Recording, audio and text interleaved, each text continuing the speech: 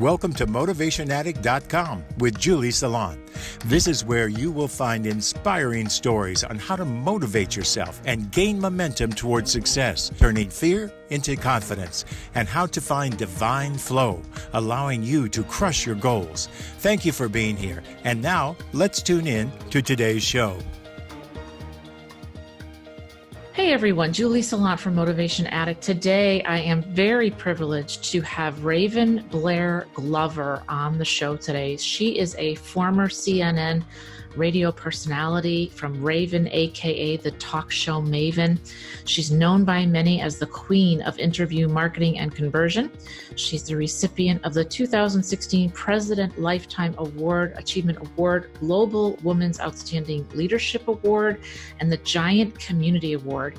She's an amazing woman. She is the world's leading positive programming network, which is Amazing Women and Men of Power on global radio and TV.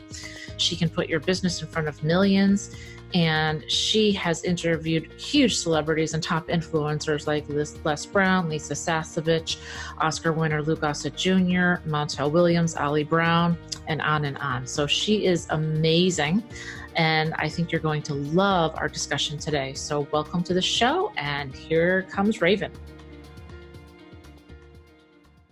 Hey everyone, Julie Saillant from Motivation Addict. I am super stoked today. I have an icon on the show. I've been waiting to talk with her. She's an amazing person. Raven Blair Glover. She is the Raven, the talk show Maven. She is a former CNN personality. This woman's done it all. I mean, she's an icon to be sure, for real. She's done TV, she's done radio. She just creates whatever she wants to happen in her life. She manifests it, and she helps other people be super successful. So welcome to the show, Raven. Thank you so much for being here.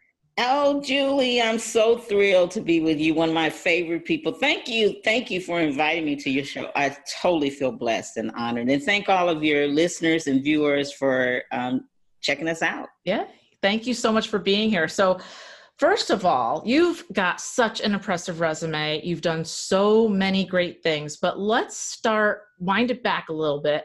Okay. And before you were successful and doing all these wonderful things and helping the world be better and really kind of just coming into your own.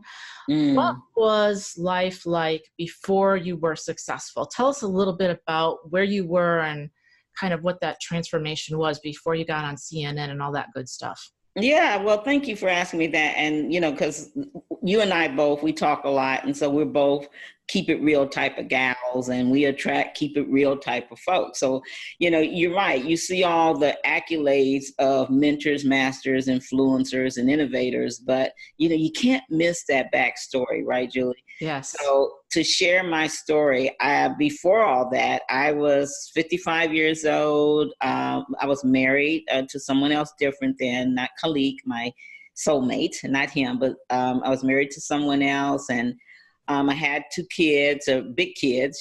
Back then, I guess they were in their, 30s, mid to late 30s, and just had my grandson. And my mom got ill, and she went to the hospital. She had to have the surgery. We thought she was going to be out in a week, but she ended up being in ICU for 3 weeks. I was working a part-time job, and luckily the job understood and didn't let me come in to work while I was doing it on home using the phone. So they said, you can just, call on your own. You don't have to come in or report, because they knew what I was going through. And so my sister and I and my son, we lived in the ICU unit for 3 weeks. We wasn't about to leave my mom's side because I had lost my dad in 98 from accidents that the hospital made with his health. So we were going to be there, and we were going to oversee, make sure everything was good. Well, one day, I was in the chapel, like we all do when we're, worried if someone's going to make it. And I got this sense, and I always tell people, I feel like God spoke to me and said, your mom's going to be okay. But here's the deal. She's been the matriarch of the family, the glue that held all the little pieces together for years. And she needs you more than ever now, because she can't heal because she's worried about how you guys are going to make it. And the reason for this, and the reason she worried, is because at 55, I was making $10 an hour, working 20 hours a week. My sister was a year and a half older than me, and she wasn't even making that much. So we were living paycheck to paycheck, Yes. not paycheck to paycheck, paycheck to paycheck. And, in between failed marriages, lost jobs, mother's home was our safety net. And so the instructions was, it's time for you to step up, show up, and grow up. Step up meaning you got to step up and be the daughter that your mother raised. I mean, I came from my mother and them had a chain of restaurants in Ohio. They were very entrepreneurial. We went to the best school, wore the best clothes. So there was really no reason I should be making $10 an hour, working 20 hours a week. And then show up. Hey, I was late in the game. I was 55 years old, so I couldn't piddle paddle around. You know what I'm saying? I had to get in there and do something that was going to be big and show up in a big way. I couldn't drag my feet. And grow up, meaning I had to take a good look at the woman in the mirror and take responsibility why at that age I, was in the situation that I was in.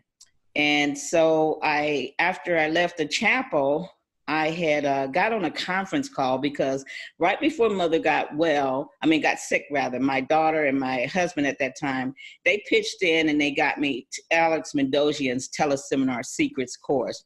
And I was going to teach people how to sell over the phone so that they wouldn't have to worry that if they were in their 50s and they lost their job, they wouldn't, feel like I can't make any money because I'm too old. So I was going to teach them how they could cold call through Yellow Pages.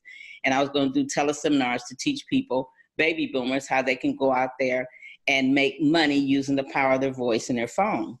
And I heard Alex say that the quickest way to become an expert, if you weren't an expert, was to go out there and interview other experts, Julie. Yes. And so right then I got excited. I grabbed a sheet of paper. I drew a line down the middle and I wrote, what do I need to do and where do I need to begin? And when mother was awoke during the day, I watched what the nurses did and I stayed there with her. When she slept, I used the hospital's computer and I Googled how to do a podcast, how to interview, how to put a show together. And I created my show right from the hospital. And that was like February 6, 2006, when my mother first went into the hospital. Let me tell you how quickly I did it. I launched my first show from the kitchen table, designed and created it at the hospital, taught myself at the hospital, launched it from home at the kitchen table on April 23rd, 2006. So it was only a few months. Wow. Mm-hmm. Wow. So holy cow. So did your mind just explode because you've got all these worries about your mom, then you're in the chapel and you hear that, and then you just go right into action. So how in the world did you do that? You just Googled everything and just took notes and then just tried it and you were just hungry and just got out there and did it? Yeah, you said it. One of the other people I listened to when I was at the hospital was Les Brown. And Les Brown says you got to be hungry, and yeah. So, and then there was a book I read called Unstoppable by Cynthia Kersey. So between Les Brown, Cynthia Kersey's book, Les Brown rather talking about you got to be hungry and get out there and doing it. And Les Brown said most people take their blessings to the grave. So that stuck by me. Alex saying the quickest way to become an expert is to interview experts. That stuck in my head. And of course, Cynthia Kersey's Unstoppable book, where I read about people, at 50 and 60, mountain climbing and people that had no arms and legs doing all these, miraculous things. So that told me that I could do it, and then remember what Napoleon Hill said, if you can conceive it and believe it, you can achieve it. So it was a combination of really shifting my mindset and not focusing on mom getting well, because I already felt peace that she was going to make it. Right. That was what the voice inside me told me. She's going to make it, but she's going to be different. And she was. She ended up in a wheelchair. She was in the hospital from that 3 weeks of ICU to 6 months. And she lived for 6 years, after that. Ironically, she died in the hospital, same hospital, on the same date 6 years later. So 2012, she passed away in the hospital in her sleep. Wow. Yeah. But Wow. before she passed away, she got a chance to see all these people that I interviewed behind me. She got a chance to hear my interview with Sherry Shepard, my interview with Lindsay Wagner, my interview with Fran Drescher, my interview with Les Brown, you know. And she was in my first book because she wrote poems. She never published them. So I wanted to make sure if she passed away, she would have a legacy. And I put her poem in my first book with a picture of her, made her a published poet at that time. That's wonderful. That's and wonderful. So she seen me make that transition, and I was just starting to make a little bit of money, enough to help her with her medicine and do some stuff. And so the transition started immediately, and that's how it always happens, Julie. You know, you're a coach, you do marvelous things, and all of you listening in, but it doesn't happen until we set our intentions and we do the work. And so that's exactly what I did. Remember, my instructions was you got to step up, show up, and grow up. Okay. And I wrote that on my computer and carried it with me. Step up, show up, and grow up. And it was something else because I was really worried about Mom. There were times, they had to rush her back to surgery, a couple times, and she developed, like most people do, older people do, and younger, but she developed infection in her leg, and then she couldn't walk. So she came through the surgery okay, but it was all these little things afterwards. And at that time, she was 74. And I had to take my telephone and my leads to the hospital. And while I was at the hospital, I had to call to keep my job. And me and my sister had to call leads to keep my mom's job because she was doing telemarketing. And she didn't tell them that she went in the hospital because she didn't want to lose her job. Of course. So, she had her leg split open where you could see the bone because she had caught an infection. And she was on her bed with raw skin and her leg cut open. And her phone, her hospital phone, calling leads. Me and my sister were in our chairs and in her room, both of us on our cell phone calling leads. So all three of us was hustling. My mother, bless her heart, too. Wow. That's really shows some strength. I'll tell you that. And focus. Yeah. Because not a lot of people can do that. And I think it's amazing that you've done this. And, age is nothing but a number. But I do believe that it's not over until it's over, and it's not over. And when you're over 50, and I say that because my experience has been, I'm sure you've felt this too, let's just talk to all the listeners that are out there doing the 9 to 5, and maybe they have a gift and they know they're meant to do something, or they've started to do it, but they haven't stepped out yet. And they're in that 9 to 5 grind. Tell us what your biggest mindset change was that maybe would help them get over the hump and say, you know what, I can do this. I can go for my dreams. Yeah. Well, the biggest mindset shift was exactly that I can do it. And, like I said, the Napoleon Hill was sticking in my mind that if you can conceive it and believe it, you can achieve it. And then, just remembering all the things I read and I heard and stuff, that it all could be possible if you just did the work. There was no way around the work, and in order to, design your life the way you want to be, you have to get clear of how you want it to be and what you're doing. And you have to, have the steps to, okay, where do I begin? And how do I get it done? That's why I said I drew a line down the paper like we used to in grade school. And on one side, it was, what do I need to do? On the other side, it was, where do I need to begin? And I just brain dumped. What do I need to do? Okay, I need to find out what the heck a podcast is, how to interview, how am I going to reach these people? I need to make a list of who I'm going to interview, what kind of tools do I need? And I found out that all I needed was a free conference call line. I didn't need any fancy equipment. And I just went with the easy breezy way, and just started doing it and asking for those interviews and, just putting my show together. The first show was launched from my kitchen table with maybe about 8 people, family and friends, on a conference call line. And I just did like you, did a great opening and just did the show. Just do it. Edited it later, put it on a website, a paint by number website. I even have a picture of myself on the website, just did it without getting into your head. I think what it is we all get into our head and we don't do things from our heart. And your heart will lead you the right way. Sure, you got to figure some things out. You got to have structure. I know there's a lot of people out there that's into structure. I'm not one that does that. You know, I got a little ADHD in me, and I'm just one of those people that just go for it. I'm okay with failing forward. And if it doesn't work, it's not the end of the world, you know. But some people are stuck on, well, everything's got to be perfect. What are people going to say? What if this doesn't happen? What if that doesn't happen? What if nobody's listening? And I never focus on the numbers. I still don't focus on the numbers. I just focus on my heart-to-heart content and getting the message out, and trust and have faith that the right people will hear it. I agree. Everybody's not going to like me. Everybody's not going to care. Some people think I'm quite a lot, and I am quite a lot. You know, I am quite a lot. You know, this is the way that I am showing up that works for me.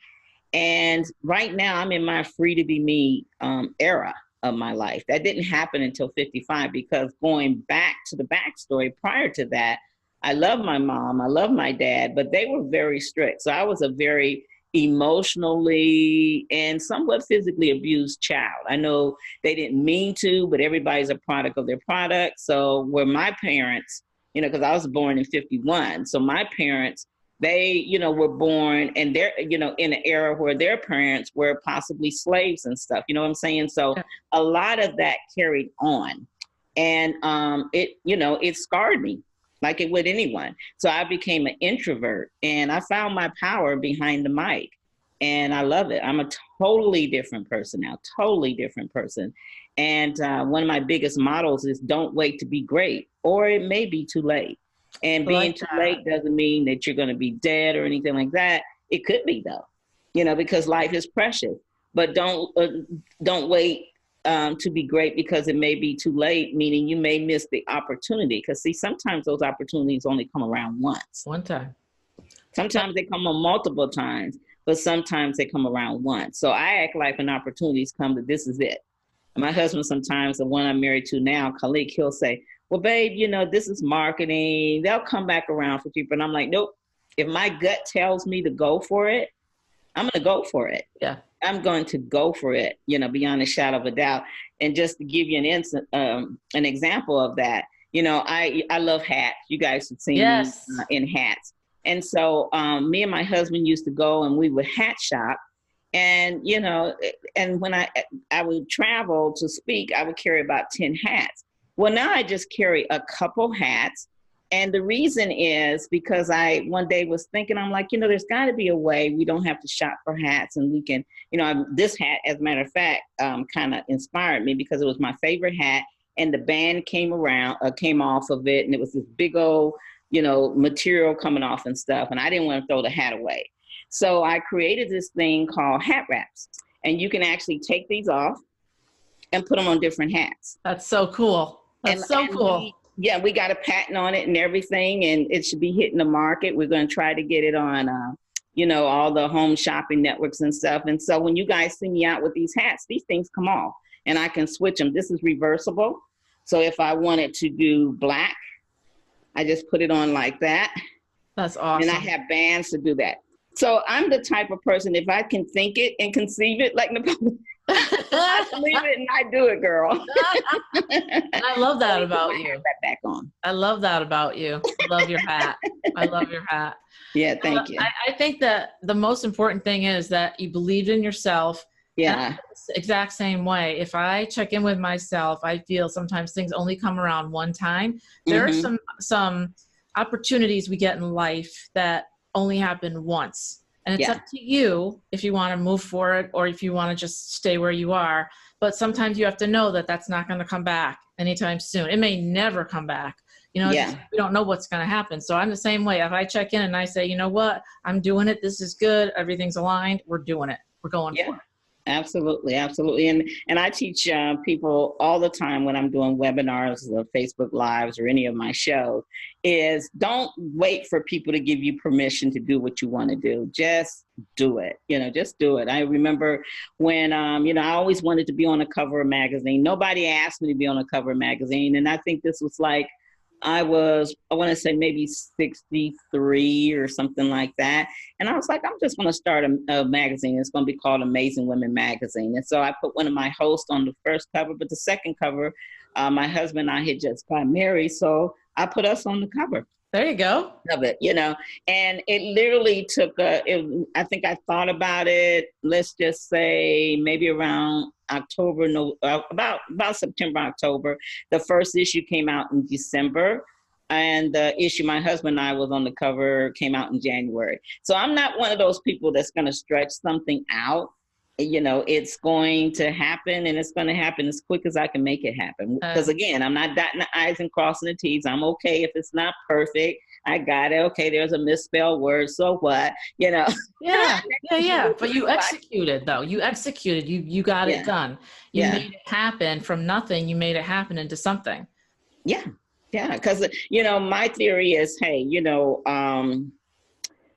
each moment of our life is so precious. We're only promised the moment we're in. And it's not a scare tactic. It's reality. There's people falling off the earth that's way younger than me. And, you don't know when your time is going to come. But we all, as long as we're living, we have the opportunity to be a living legacy and to leave a piece of us on this earth. I mean, think about the books we're reading. Now, all the people that are gone, like Napoleon Hill and Earl Nightingale and Jim Rome, all these great people. My husband worked for Prince and Michael Jackson and he did the We Are the World, and he had a chance to work with Donna Summers and all these people that are gone now, but just think these people have left a legacy, have left a mark. And here's the cool thing, Julie, you and I and all your listeners and your viewers that are watching this, you can leave your legacy. You can do it. You can leave the same type of impact that all of these people that you read books and stuff that you admire. All of us are in the same position. We're in the same place, meaning the world here, and we all are different, and we all bring our unique blessings to the world. Right. Share it. Like Les Brown said, that's the richest place on earth is the graveyard, because so many of us take it with us. I don't want to do that. I want to leave it all here as much as I possibly can, like you do, for other people to benefit so that they don't have to make the mistakes that I made. Right? Yeah. It's all about what we can give and sharing our gifts with everybody that we can. Yeah, absolutely. Now, some people, they're happy, like my sisters, they're just happy, just living their life, doing whatever they like to do. That has nothing to do with mentoring or doing the type of things that we do. Mm-hmm. And they're probably meant to do what they're doing, or they haven't really figured out what they're meant to do.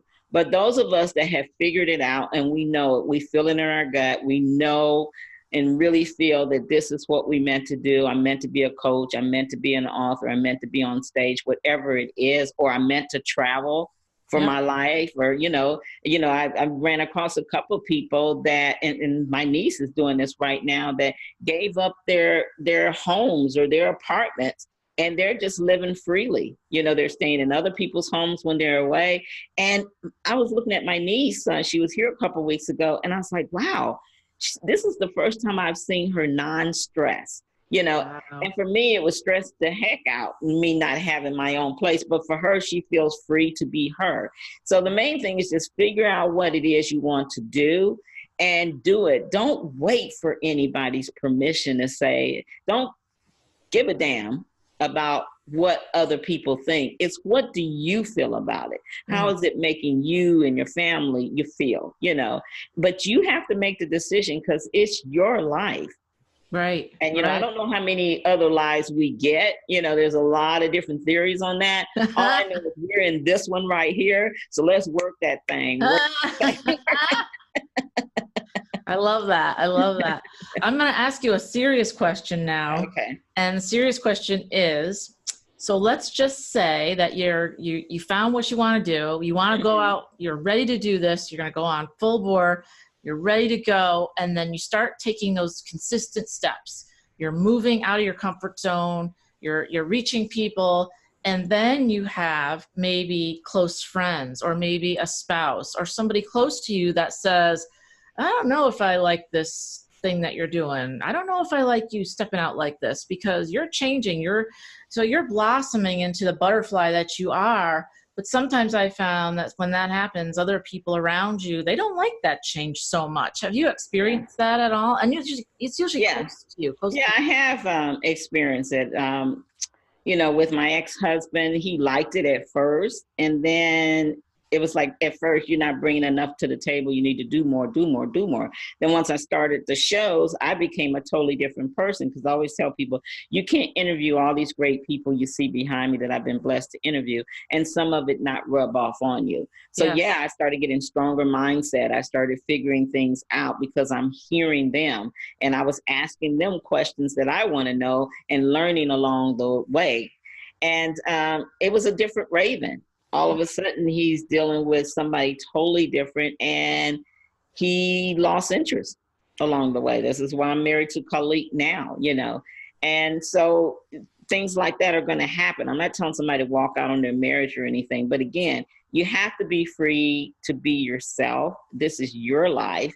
And, as long as it's not hurting anybody, I feel like you should do what you want to do. But it's definitely a discussion you and the people that you love need to have. I always tell my clients that have kids, you have to tell your kids, you sit them down and say, look, mommy's trying to do this. Is this going to be for the family? So I might miss a few soccer games. I may not be able to go to all this, but if you can just stick with me and give me this year, yes, because I'm trying to get this for you, and make them a part of it, make them a part, husbands and wives too. If I just could, be raw and say the one thing I did wrong in the marriage, I feel, is I could have let him know what my plan was. But to be honest, I didn't even know what my plan was. But if I could do it all over again, and one of the things I practice now, me and my husband both practice now, is we may have separate businesses, but we're married, and, we're in each other's lives. So we try to let each other know, hey, I may not be able to go here and here with you because I got to do this, but I'll make it up to you. Just allow me these 90 days to get this thing launched, or whatever time you need. And then we'll take a week off and we'll go have fun and stuff. You just got to make them feel like they're a part. Yes, making them feel included is a big thing, because otherwise they feel like, what's going on? It's kind of getting weird here. So just let them know, if you're going to be on late at night, well, just let them know, hey, I'm talking to somebody on the other coast. I have to get a little bit later, but let's catch up afterwards, or we'll catch up on Saturday, because otherwise they feel a little left out, I think. They just or take a break, have lunch or whatever. As far as the naysayers, you're going to always have that. Like I said earlier, everybody's not going to love you. Everybody's not going to like you. Everybody's not going to get you.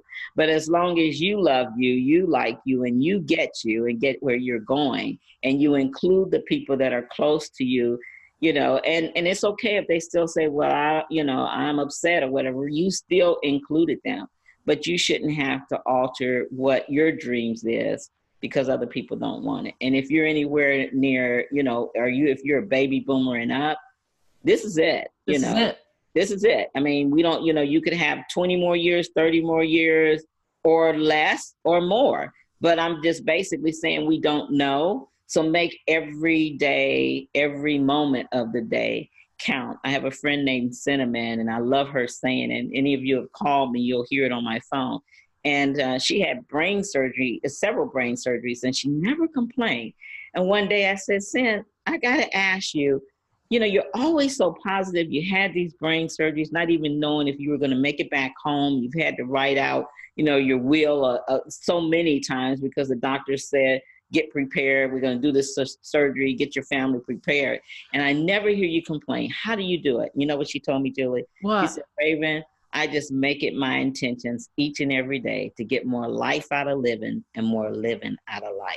Isn't that beautiful? Nice. Yeah, that's awesome. That's awesome. Yeah. And setting an intention for the day is super, super, I don't know, I found that, I take some time to pray every morning. And it really sets me on the right path. And then gratitude. And I know everybody poo-poos that now because it's overused, but honestly, that really does help. Just the little things, just for having food on the table, which is a big thing in other places. So you're so lucky in so many ways. You just don't know. You should be grateful. And like you said, we don't know how much time we have.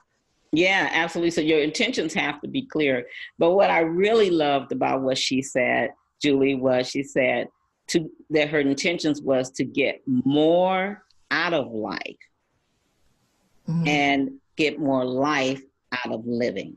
You see what I'm saying? So she's like, I'm going to just take advantage of whatever time I have, and I'm going to just get more out of it, meaning take time to smell the roses, just really enjoy life instead of complain, and get more life out of living and living out of life. And if we all think like that, we'll walk away so much more blessed. You hear Oprah talk about, gratitude and how important it is to wake up and have that gratitude. I was listening to Kevin Trudeau, someone that I love listening to. I think Kevin went to prison or something for some diet book or something diet thing that they thought that he was just selling to people and not really giving them the warnings of it. And I don't know the history of that, if any of you are Kevin Trudeau followers, but I do know he has this thing called, what is it? Where he talks about how your wish is your command, kind of like The Secret, but he really breaks down some really important things. And one thing profound that I got out of what he said was that what you want you. I love that. Every time I hear him say that, I have an instant smile. So he's like, hey, if you want this, it wants you to have it. You just got to go out there and get it. And, just like Les saying, you got to be hungry for it. So all these people are saying kind of sort of the same thing in their own way, where it all comes down to, hey, this is your life. And you're the architect of it, and you can, or the artist of it. You can paint it or you can design it whatever way you want. Let me just tell you and everyone that when I was 13 years old, I used to sneak to the neighborhood radio station. Yes. Wow. I used to be a DJ at a hospital in Cleveland that had a jazz station, and they played it to soothe the patients, and I was a DJ there. And so this radio dream was in me at a young age.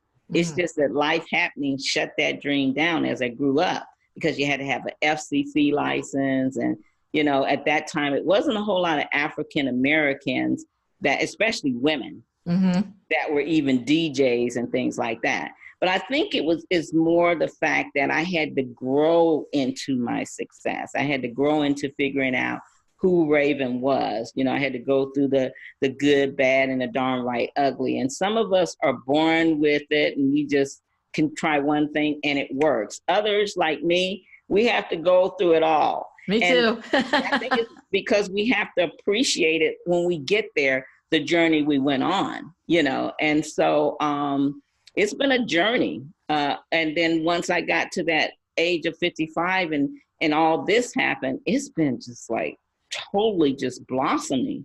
And it's really weird. It's cool though. It's so cool. It's really weird how that happened. It's so cool. I mean, if you look at all the people behind you, and I met Raven in person at the summit, and you've just got this aura about you. You've got the realness, but you've got the aura because you've met, as you said, you've met so many people and it's rubbed off on you.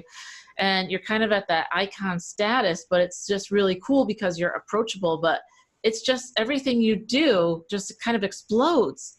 So it's kind of so cool to see somebody do that and have a passion for it. I think a lot of people do things and then they kind of get stuck and they don't want to do it anymore, but it's making them money. But you're doing what you've always wanted to do and you're passionate about it.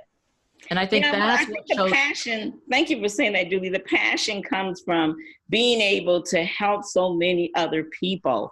Remember I told you I was emotionally abused and stuff. So one of the things that bothered me, a lot of people don't know, is I was dismissed. I felt dismissed. I always compare myself to any of you that are older like me. Remember Casper the Friendly Ghost? I always felt like, people didn't pay attention to me, or if they did, it was kind of just sit there, look, put on your cute little dress and shoes and just don't say anything. I remember dating guys and they would just sit me, we go to a club or something, they sit me on a stool and they walk away, just sit there, and just sit there and be quiet, be polite.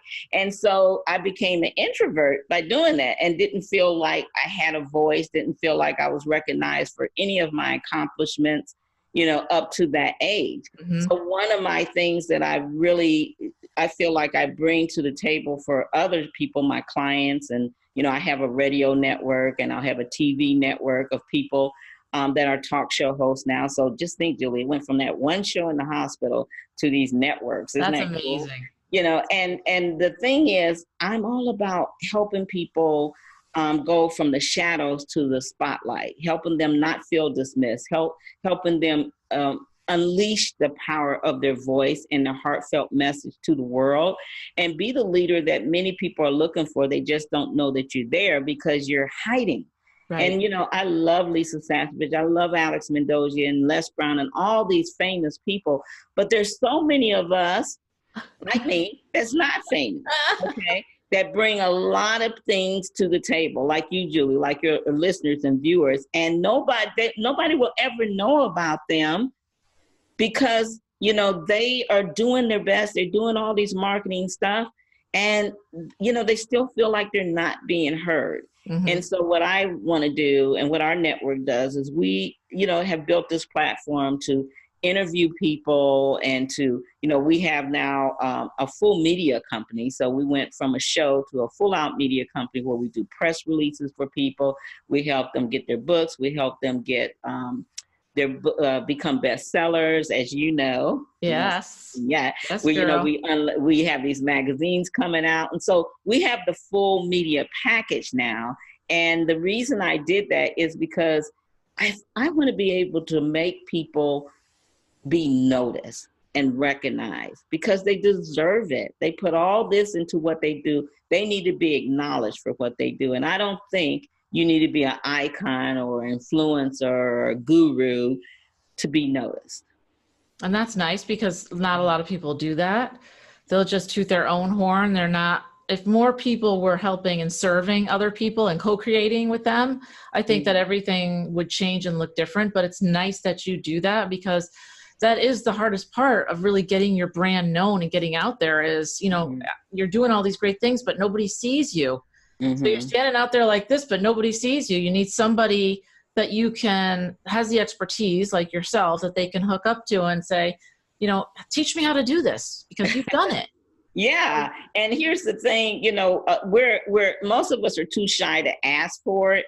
I've gotten pretty bold in my older years. I got to tell you that I don't mind asking. There's no shame to my game like it used to be when I was younger. But when I was younger, I would be too scared to ask somebody, oh my goodness, how do you get to be on someone's cover? Or, can I speak on your stage? Or can I be on your telesummit? Or would you interview me? But I want to tell your viewers, whether you're watching or listening, please step out of being afraid to ask. Because many times if you don't let people know what you want, you'll never get it.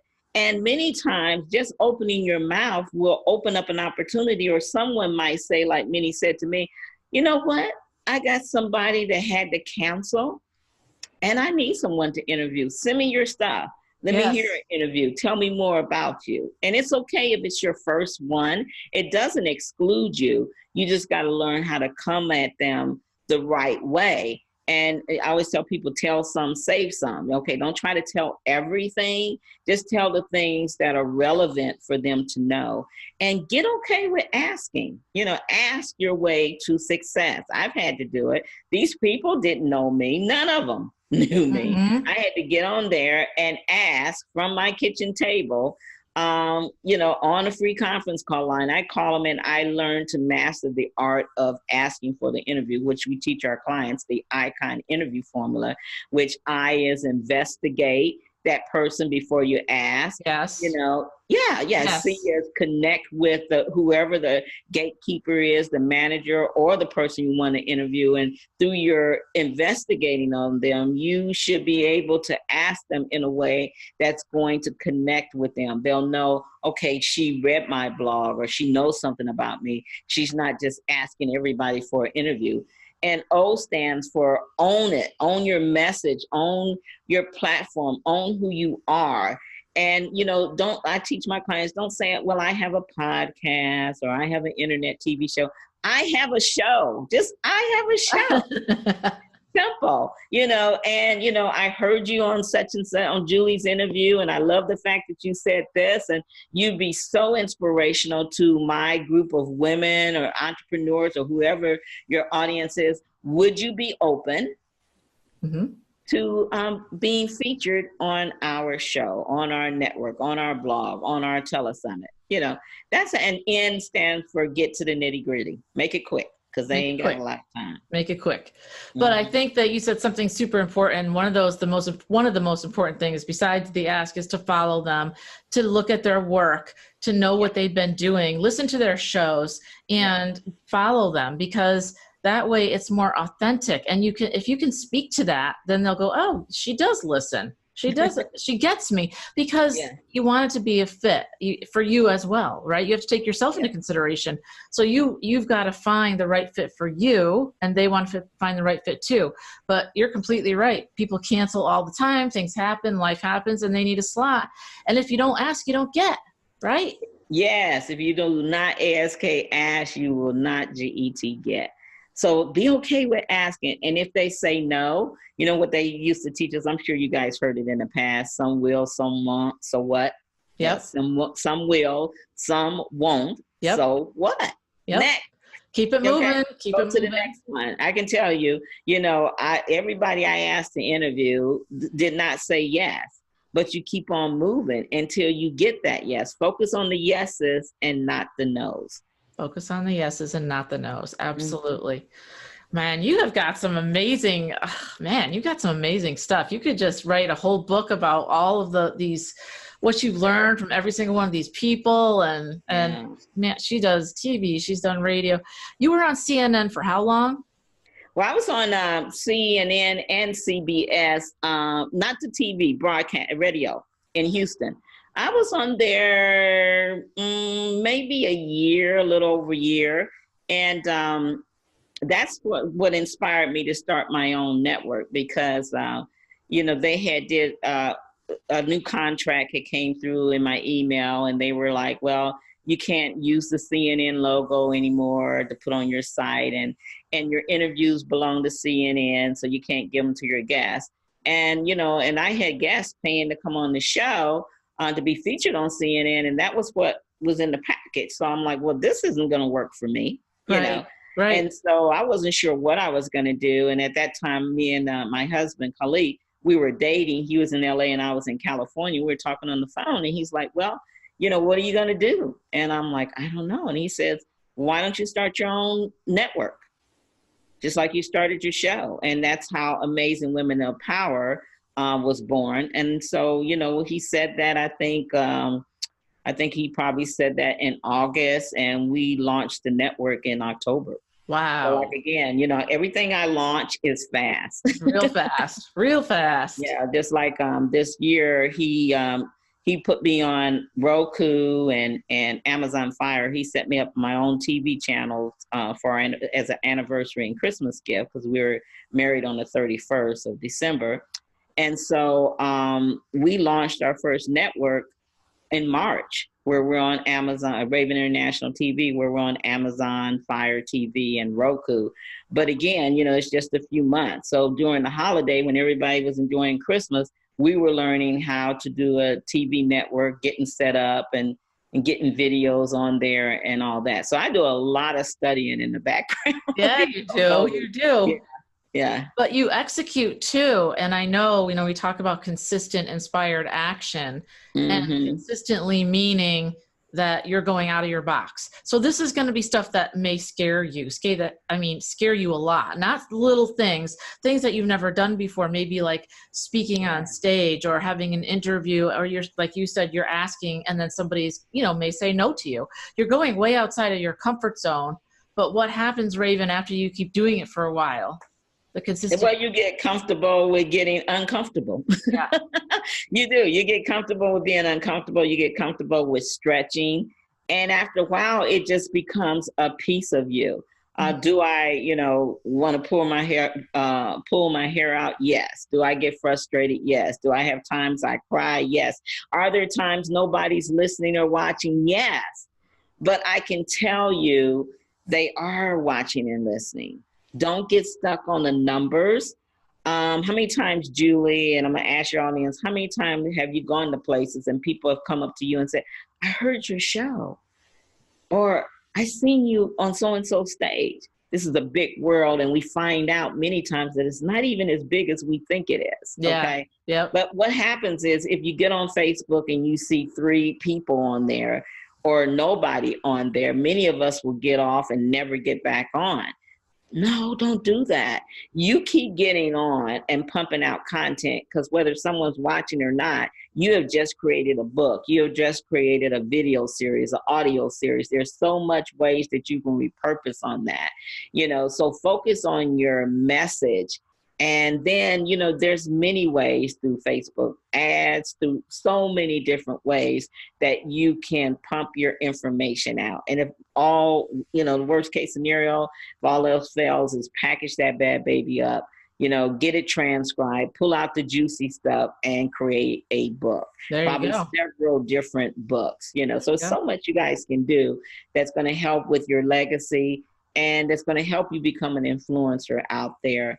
And but before, it was this old saying, leader of one, leader of many. If you can't lead one, you can't lead any. So you got to lead yourself to success first. And part of that is getting out of your head, getting into your heart, not worrying about dotting the I's and crossing the T's, being okay to fail forward, being okay to feel uncomfortable and stretch yourself, and being okay with asking your way to success. And, but even though you ask and they may say no, remember, you're asking for the opportunity. You're not asking for their permission. 2 different things. Right. Right. 2 different things. And that's huge when you're somebody who's been a people pleaser or a perfectionist, and you're always looking for that permission. So right. You got to give yourself the permission. Comes within. You got to give yourself permission to succeed. Yes. Once you do that, then you're on. Just give yourself permission to succeed. And you can always find Raven because she can help you be more successful. So where can people find you? I'm going to have all your links listed below, but where can they find you? What's the best place to reach you? You know what? The best place to reach me is going to be just email me at talkshowmaven@gmail.com. I will give Julie the link to my calendar, and I have blocked out time for 7, because we got a lot going on. People that are not curious, but they're serious about moving their life forward, and they want to use their heartfelt message and the power of their voice to be heard and to be seen so that they can get their message out to the masses. Then you can book a session with me. I'll leave Julie the calendar. The first 7 people that book, we will, look at where you are now compared to where you want to be, how you want to use your voice, what is your message, who is your audience, and we'll decide, okay, is podcasting better for you? Is TV better for you? Or having the both better for you? Or should we just put out a press release on you and what you're doing? So we'll figure out what's going to work best for you to take you from the shadows to the spotlight, because you deserve that. You really do. And we want to help you get there. I can only deal with 7, but I do have something for all of your listeners, whether they book with me or not, and that is my Talk Show Magic book. Okay. So we'll make sure they get that, and that'll teach you how to do irresistible interviews, and how to make money with your show, and just, you'll hear some of the stories. You'll get some great tips that I use, the Icon interview formula. The breakdown of that is in there, and I think you'll enjoy that. Thank you so much, Raven. That's so generous. Thank you so much. Yeah. Thank you. So we're going to have all the links for you. I just want to thank you, Raven, today. You're an inspiration to me. You're a mentor. I love you to death. I can't thank you enough for being here. I know you've given so many gems to the listeners, and you guys booked 7 people. Yeah. She can help you. Trust me. This is the person you want on your team. She's done it, and she's thank you. Where you need to be. So thank you, Raven. Thank you for being here. I appreciate it. And well, thank you. And can I just leave one thing that's on my heart to share with the listeners, and that is, no matter where you are now, no matter what successes or failures or anything you've had in the past, your new journey starts this moment. Every day we can wake up and get up. We have another chance, and you are the architect of your life. I think it was, I want to say maybe 95. I was sitting in a closet. I was married to someone else, and looking at a gun, thinking about taking my life because I felt unheard. I felt dismissed. I felt emotionally abused, and I didn't feel the joy of life. I didn't know what I was going to do, and even if I was worth living on this earth. Thank God, my kids being here and my faith in God, pushed me through that moment. And I didn't even know that I would meet all these people you see behind me, have conversations with them, receive the Presidential Lifetime Achievement Award. I still can't believe that from President Obama. And what if I had not listened to my gut and heart? What if I would have taken my life? Well, you may not be thinking about taking your life like I did, but you're holding back because you're trying to get everything perfect. You're holding back because you're trying to get everybody's permission. Right. I'm telling you, there's so much more out there for you. Go get it. Wow. Thank you, Raven. Wow. That's amazing. I'm so glad that worked out, that you didn't do that, because you're affecting so many lives on a global scale. Yeah. So that's amazing. Thank you for sharing that. Bye-bye, everyone. Love you, Raven. Thank you. Love you back.